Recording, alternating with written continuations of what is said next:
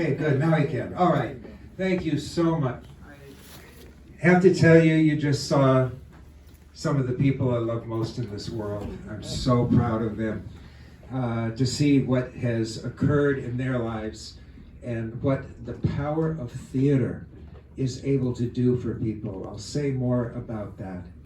But I'm very glad that you're here and we're able to see this.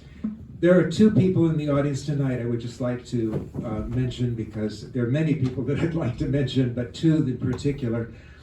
One who has really exemplified the future of corrections in America, in that this person saw the people who were incarcerated as human beings, not as inmates, convicts, all the names that are given to people.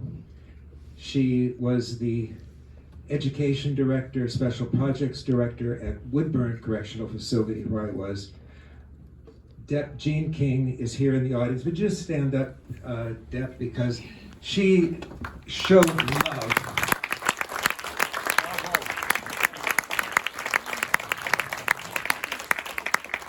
In a place that's rare to find it. So I wanted to point that out. And secondly, if there is ever an Oscar given for a single line in a movie, it'll go to the next person that I want to introduce. A phenomenal actress whose career I have followed for many years from Broadway, when she did the Scottsboro Boys on Broadway, and then thrilled to find out she was going to be in this film, is Sharon Washington. Would you please stand up, Sharon?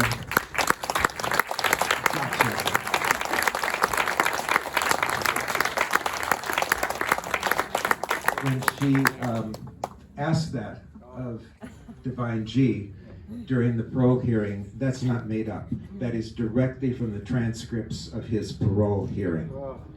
And the reaction that Coleman Domingo has playing him is taken directly from what his reaction was. So I'll just give you a little background, and I'd like to hear any questions that you have. This process began 8 years ago.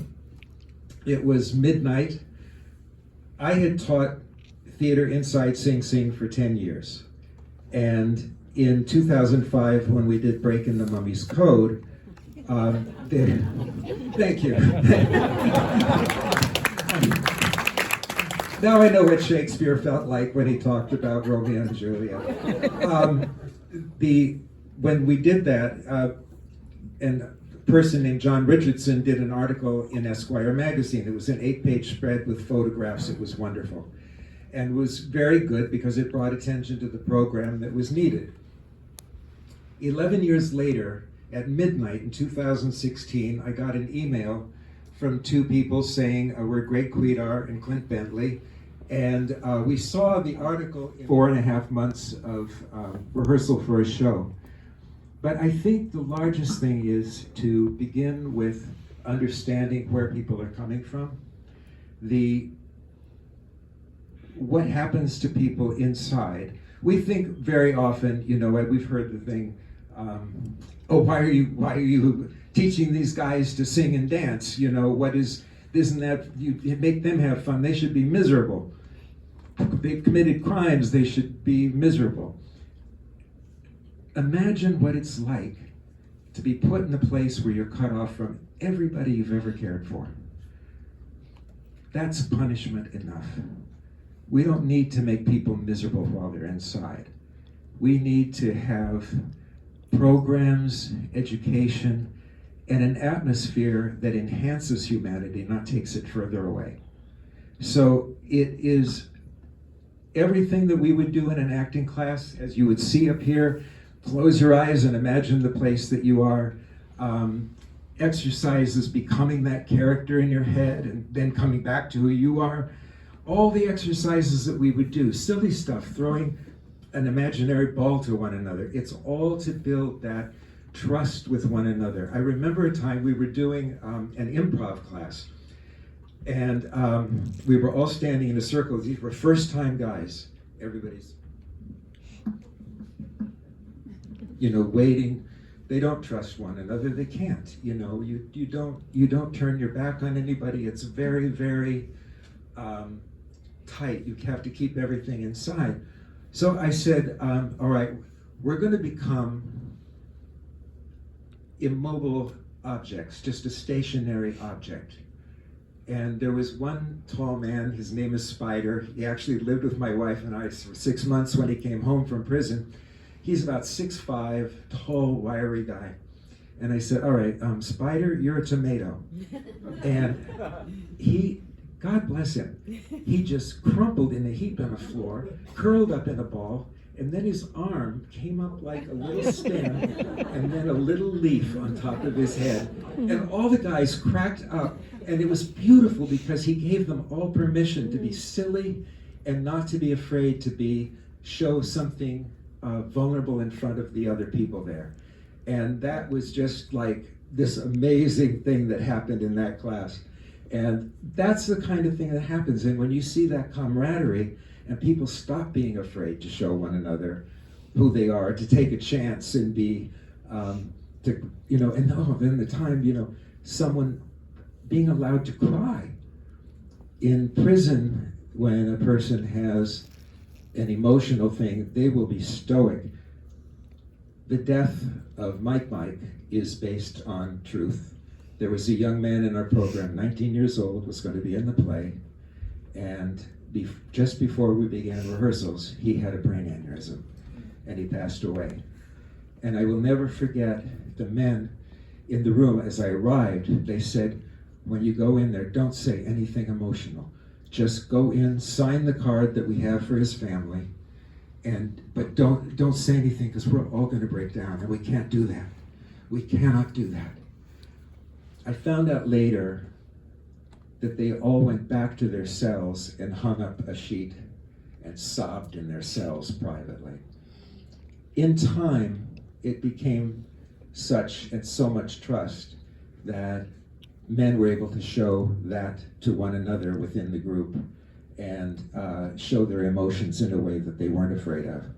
So that building of trust is just so crucial. Yes, sir. We have a microphone coming to you there. I'm okay. All right.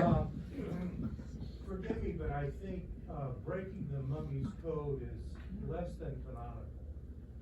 And I'm just wondering. Is less than what? Canonical is not a widely recognized play. None of us studied it in school. That's because I wrote it in 2005. Yes, I'm sure that the play will be widely studied from this point on. We can hope. But I'm wondering if the men chose particular plays or playwrights. Were there any patterns that? Shakespeare is mentioned in the film, obviously. Are there any other figures that we would recognize? Absolutely. Yeah? Absolutely. When I first started directing there, we did 2 plays written by the men themselves. One was called Reality in Motion, which was a play about New York gangs. That was if you can imagine a Elizabethan faith drama where the bad guy somehow meets God the judge and has his life changed, it was that dramatic and stark. We did another called Stratford's Decision, but after that we did August Wilson. And then we did Of Mice and Men. And then the guy said, oh, we've done all these heavy plays, can we please do something funny? And it was very hard to find a comedy, published comedy, that had parts for at least 25 men and maybe 2 women. So that was how I ended up saying, I'll write it for you. And I left the prison and I broke into a sweat. I just promised them something, and I thought, I never let these guys down. I don't want to let them down. And I actually went home and started to write. I was struggling. I was writing crap for the first day. That was on a Thursday. 3 o'clock Friday morning, the idea hit me. I could put all the ideas together that they were talking about. And that's how it happened. And 3.5 days later, I had the play for them. So one of those maniacal moments. But yeah, and the men choose themselves what plays they're going to do. We've done West Side Story. We've done Oedipus. We've done so many, wildly different things. Yes. The woman. I hope I'm the woman because I'm talking. You are the woman. Yippee. Just the effect on us all to understand how many maximum security prisons there are in New York State. And that, yes, the dehumanizing, but it's dehumanizing us not to realize how many people are incarcerated in New York alone. We're surrounded by 4 maxis, not just Sing Sing. And I just want everybody to know that we have been humanized ourselves by this movie. That really our job is as well to look around the state and see the industrial complex that prison is. So I am a lifelong prison abolitionist, my family involved in the Attica Rebellion. Been looking at this for years, and I want to say I'm speechless even though here I am trying to speak. So thank you. Thank you. Thank you. Yeah, we do just get so accustomed to driving by the local prison and really not thinking what's taking place in there. That one of the things that I would ask of you is if you have opportunities to talk to people about getting educational programs and certainly theater programs into the prisons in your area, by all means, do it. We are fortunate in some of the ones right here because we're fairly close to New York City, so there are a lot of people who are trained and able to be volunteers, actors and directors and others that have volunteered and drive these distances. I would drive 2 hours, 3 hours each direction to do this, and I'd be so energized by it. It was great.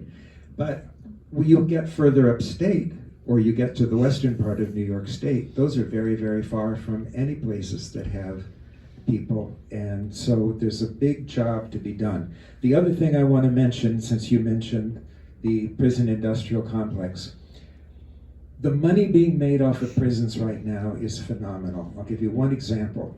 A company called Securus. They own all the telephone communications for prisons in New York State and many other states. If a person wants to call me at home, I have to have put money in their commissary account, and then they have to pay astronomical rates to telephone me.